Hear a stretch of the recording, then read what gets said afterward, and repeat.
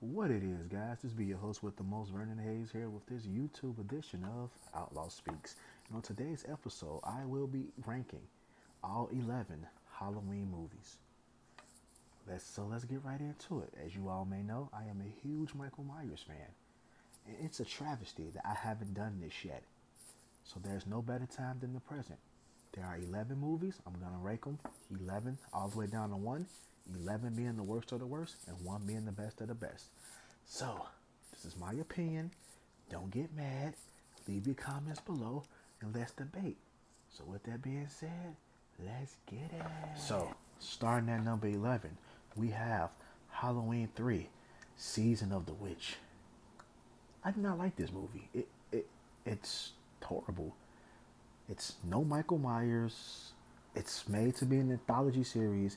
I understand them wanting to get away from the original Halloween concept of the boogeyman stalking people on Halloween, but this movie was bad. I just didn't like it. Like, I've only seen it twice and I hated it. I really hated this movie. It's terrible. Coming in at number 10, we have Halloween Resurrection, a movie that never should have been made in the first place. Coming off the successor of this movie, Halloween H2O, where Michael Myers got his head chopped off, yes, Michael Myers got decapitated. They brought him back for another movie.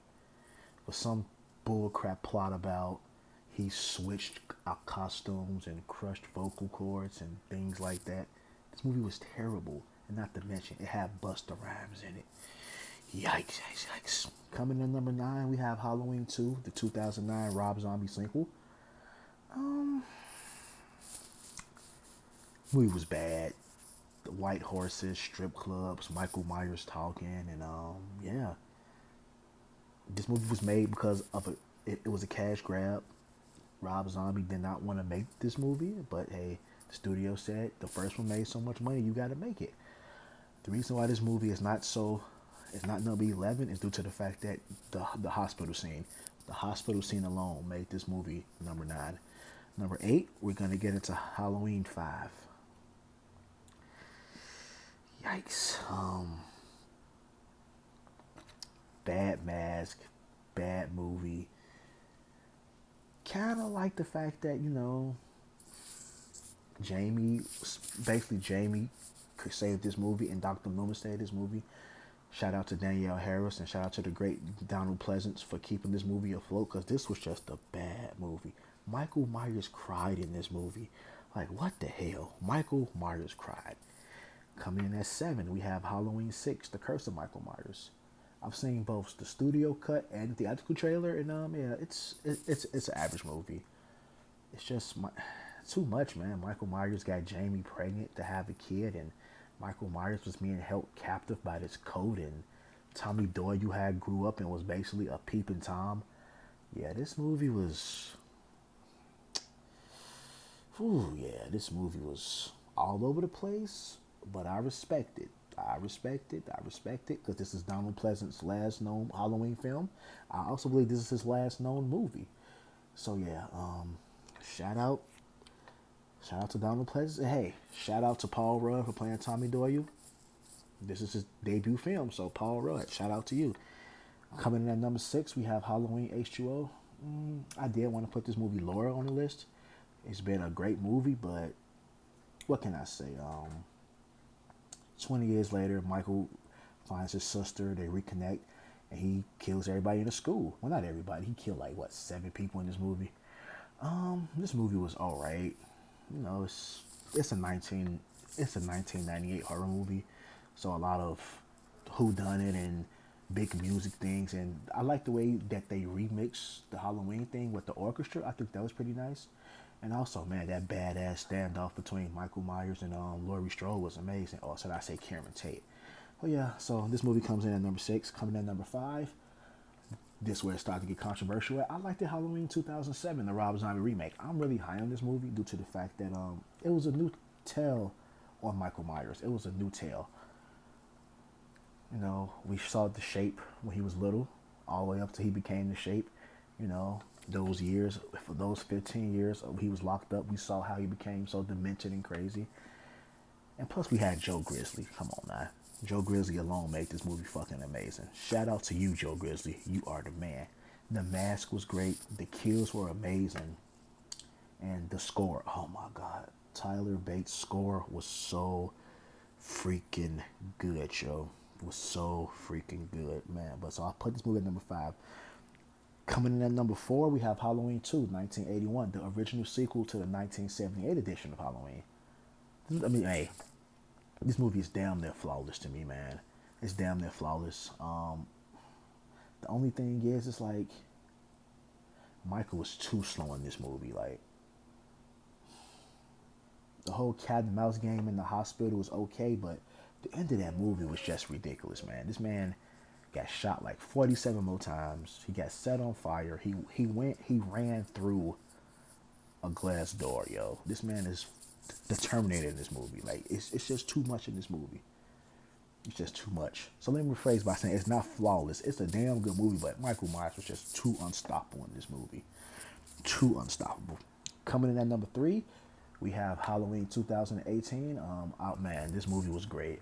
I really have no complaints about this movie. From older Michael Myers to when he got the mask to Laurie Strode being more of her own woman, not being scared anymore. She actually became the hunter instead of the huntee. Yes, Michael Myers was never looking for Laurie Strode in this movie. She was looking for him. So she was the hunter and Michael Myers was the huntee. And that aspect of that alone made it perfect, man. I love this movie. I love Halloween 2018. It is a perfect movie. A lot of people shit on it. I don't understand why. But to me, I would say this is the definitive sequel.